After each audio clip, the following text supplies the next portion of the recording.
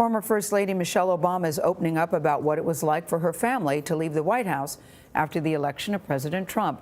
Her memoir, Becoming, which went on sale yesterday, is already a bestseller. In it, the former First Lady details her very unlikely path from growing up in a very small apartment in Chicago's South Side to living at the most famous address in the country, 1600 Pennsylvania Avenue. We spoke with Mrs. Obama in Chicago about her book and asked about the current state of American politics.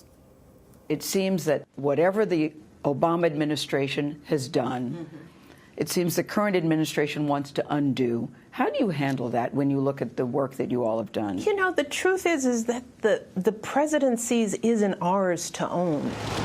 It's the people's jobs. It's not how me and Barack feel, because we occupied that seat for 8 years and did the best that we could do, and the next president that is voted in gets to do the same thing.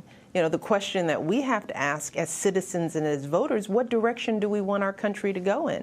And we saw here that when you sit out, sometimes you get what you want, sometimes you don't. That's the nature of our democracies. I will faithfully execute. Why do you think Donald Trump won this election? You probably don't spend much time thinking about it. Because a lot of people came to the polls and a lot of people didn't. Our democracy is clear. It's just sometimes people think my vote doesn't count. And that's just so wrong. Voting matters. And the people who go to the polls determine how the country is going to be led. The notion that voting doesn't work, that it's fixed, no, it's not. You know, we saw in this midterms, people wanted the country to move in a different direction, and they came out in record numbers and they voted. And that's how it works. Our motto is, when they go low, we go high. Do you still believe when they go low, we go high? Absolutely. After all that has happened? Absolutely. You know, what's the alternative? You know, because going low means you're operating from your place of emotion. You know, it doesn't necessarily mean you're operating from a place of results. More often than not, you don't get results when you go low. You just, you know, get your attitude out. When you're in the White House and you have that platform and that responsibility where every word matters, you know, you're often thinking, or at least Barack and I often thought, is what we're about to say going to help?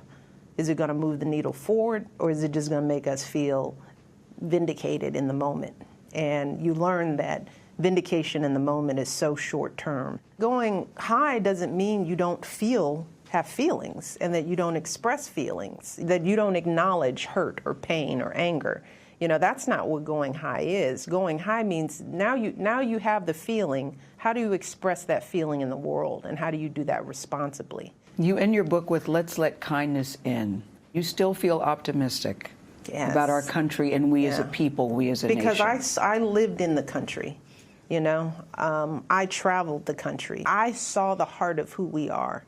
Forget race or party or ethnicity or gender. People agree with us or not.